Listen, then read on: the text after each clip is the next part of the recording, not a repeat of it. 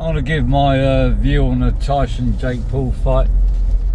Some people probably don't care about it. I'm going to give it anyway. I'm proper disappointed, really disappointed, because this is probably the last time in Mike Tyson's life that he could have possibly made something, but I don't believe he gave it 110%.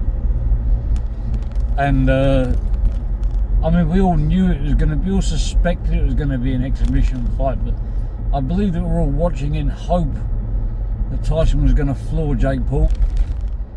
I think most of us had that doubt in our heads. We all sort of knew it was going to be an exhibition fight. A lot of people say afterwards, yeah, we already knew that, but we didn't really know, because we're a little bit, there's a part of our brains that are a little bit unsure. But you know, it all fits together. You know, when you have a boxing match and it says knockdowns are allowed, it's obviously an exhibition fight, because in a boxing match, knockdowns are always allowed, knockouts. So basically they were covering themselves for probably for legality reasons, in case one of them did knock the other one down, then it's sort of in the rules, and if they severely injured the other person, it's all just legal bollocks. I have to say, it's a shame. I really wanted to see Mike Tyson give it one last shot, show the 58-year-olds the world that, you know, you can still do it. Very, very disappointed. Jake Paul's given it a load of waffle that he'd done his leg in before the fight and he was on crutches, and he's a surprising leak from the camp. The information is like, who cares if it did leak the information? It's an exhibition fight anyway. See what I mean? It's all just, I'm really getting sick and tired of all the bull around all these big events where there's massive money involved. Is it me, or is the big world of world title boxing, is it a bit turning into WWE? Like, it's all just jokes. Oh, don't get me wrong, I mean, there are some good, if you are a boxing fan, there's still boxing fights you can watch and go to, and you'll probably find some people on there which could probably have better fights than these big names. I think in the boxing world, it's just about who you know. You're not going to get the title shot unless you shake hands with the right people, and even then it's like, okay, you take Matt Legg versus Anthony Joshua. Now, I believe the the promoter already knew exactly who was going to win before the fight. It was just about on paper. It's just like, you know, Matt Legg probably had a lot of wins. I wasn't following at the time, but you know, on paper he looked like a good contender. Gave him a chance to beat someone he didn't have a chance in beating, to push Anthony Joshua's wins up and take that bit of paper which Matt Legg had and put it onto his bit of paper and just build up the profile. I ain't into all this rubbish, man. I mean, do I believe Matt Legg could do Anthony Joshua? I haven't got a clue. Depends when he started boxing, how young he started. I mean, I know people that got into boxing at the age of 29. I mean, look at Ben Hatchett. He's 35 and he's only just sort of started getting into it in the last 2 years. You know, you put Ben Hatchett against someone like Mayweather in his prime, of course you ain't going to have a chance. That's what I mean, these promoters, they know, they're the only winners. They know who's going to win before the fight starts. They got all the information in front of them, or they wouldn't even let the fight go ahead. They was talking about Conor McGregor fighting Anthony Joshua. Conor McGregor fighting Jake Paul. I'm pretty sure that Conor McGregor is, considering Jake Paul's a heavyweight or a light heavyweight, why would Conor McGregor fight someone, you know, that far out of his league. I mean, it's just crazy to even consider it.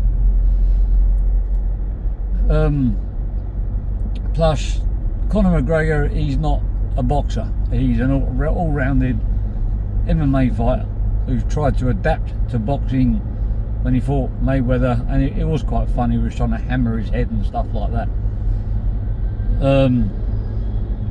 You know, you take Mayweather and you put him in against Conor McGregor, and in an octagon, well, Mayweather wouldn't stand probably even a minute. I doubt he'd even have a chance to get his first punch in. But that's what I mean. The promoters would never let that go ahead because it'd just be too easy. But who cares when you got $100 million on the table? That fight that Conor McGregor had with Mayweather was probably the one that set him up for the rest of his financial life, amongst all his real hard, you know, MMA, UFC fights.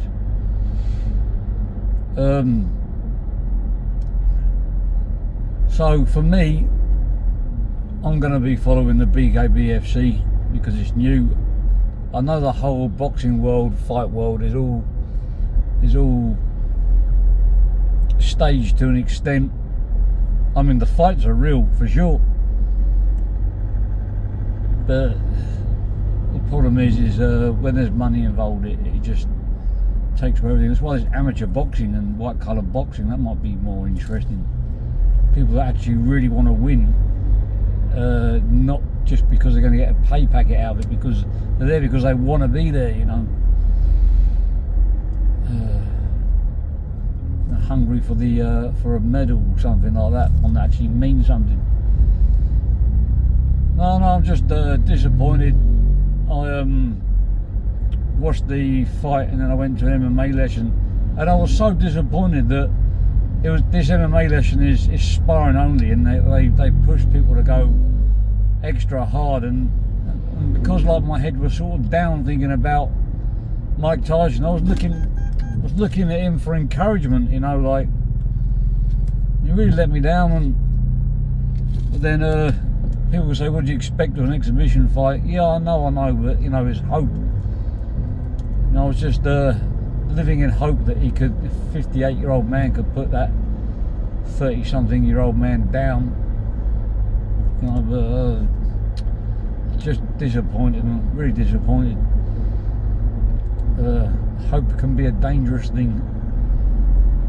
But anyway, after I got a cut above my eye just now, this morning, my time, that sort of give me a little wake up call. It's like, forget the fight, forget everything else, just get through this session. My head was covered in blood. I didn't care, I just carried on, but they want me to get off the mat because it was I was getting blood all over the mat. But put a tissue on, wiped off the blood and carried on. It's only blood, it's only a little cut. Yeah. Well, so yeah, that's my take on it. I think Jake Paul should be. I think from now on, every fight Jake Paul has, it's just going to have to be, say, exhibition on the bottom of it. It's all just absolute rubbish. I don't think I'm ever going to watch Jake Paul fight again, even if it's free, because I don't care. Everything he does is fake, in my opinion, and I don't watch fight sports to watch fake.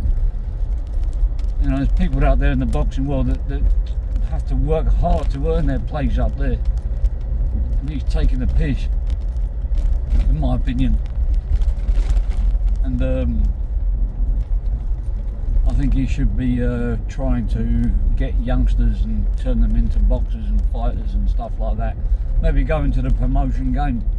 You know, he's just taking the mick out of all the out of the whole sport by using his money and this and that. And if he really cares about the sport, he can make money just from, you know, from promoting and, you know, putting money into deprived areas and stuff like that, getting people into the sport, youngsters. I'm telling you what, if all I ever did was fight, train and fight, I would never ever get into trouble. I wouldn't have time to get into trouble. You know, I'll be either knackered from training, or I'll be training, or I'll be fighting. And that's the harsh truth. And you get these kids from these, you know, that are in trouble and stuff like that, and you put them in a professional world of any kind of fight sport, they will not have time to get into trouble. They won't have time, because if they try and cheat themselves and not do what their trainer tells them to do, they'll end up getting hurt badly. That's my take, anyway.